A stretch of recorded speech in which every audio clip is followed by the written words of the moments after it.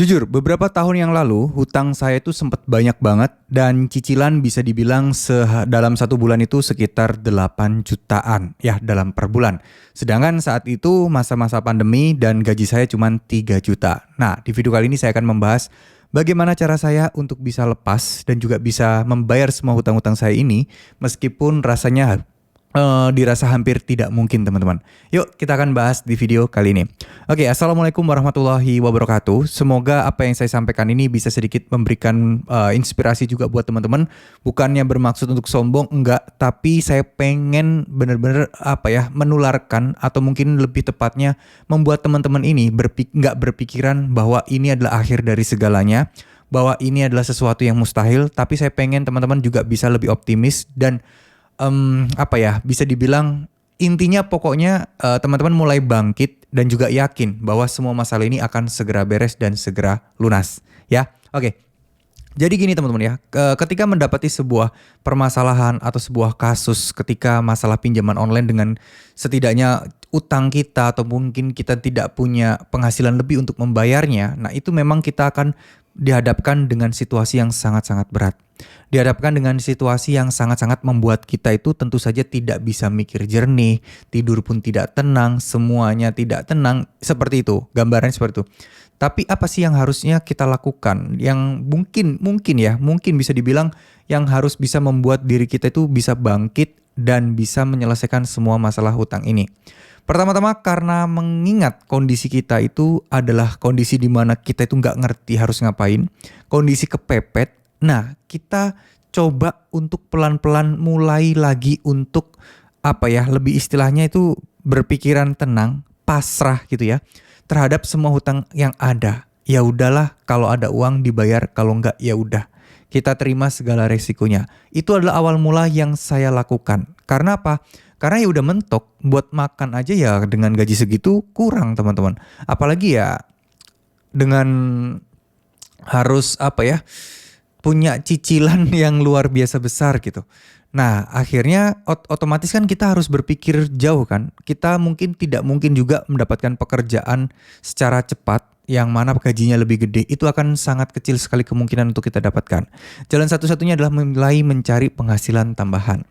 Nah penghasilan tambahan alhamdulillahnya zaman sekarang kan lebih gampang ya. Apalagi dunia internet lebih maju banget. Jadi nggak harus kemana-mana, dari HP doang kita bisa memanfaatkan ya alat HP kita itu untuk mencari uang gitu loh.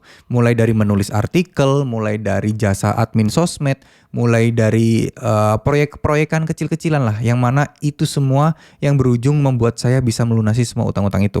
Tapi kan itu juga nggak bisa saya dapatkan secara instan. Ya penuh perjuangan juga, penuh dilema juga. Di satu sisi kita galau, kita stres, kita gelisah, kita takut gimana nanti kalau DC datang bla bla bla bla bla. Tapi di satu sisi ya kita harus terus bangkit dan terus bekerja. Nah ini tidak mudah teman-teman. Ini perlu yang namanya juga tekad ya. Yang mana tekad, ikhlas, pasrah itu semua harus kalian punyai. Karena dari situlah ini semua pasti akan perlahan akan selesai. Nah saat itu mungkin saya masih belum mengetahui ya tentang bagaimana hukumnya, tentang resiko terberatnya itu seperti apa. Jadi ya pasti masih ada gelisah-gelisah kayak gitu. Mungkin sedikit tips juga buat teman-teman, perlu adanya buat teman-teman belajar membaca undang-undang atau mungkin ya sanksi-sanksi terkait gagal bayar atau telat bayar. Kenapa saya bisa bilang seperti ini? Karena gini teman-teman ya.